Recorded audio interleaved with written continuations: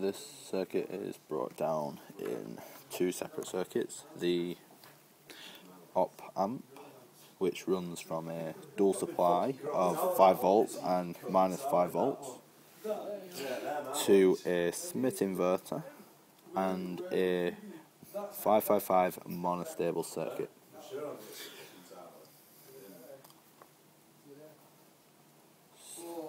First of all, let's go to the first stage of the circuit. Basically, from the microphone here, we will get an estimated input voltage of 40 millivolts, which will then get amplified with these resistors by doing the formula RF divided by RIN, which should get an estimated output voltage of around, say about 40 times bigger.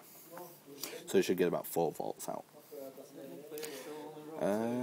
So by here you should get about 4 volts, and then coming out here you see the input, which this is stating when this is high, that is low. So when that is low, that must be high. The only way to do that is to test the circuit. Let's give it a go.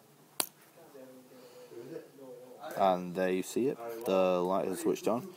This LED is only there for testing purposes, so just ignore that. And there you see the light has gone off. Okay, there we are.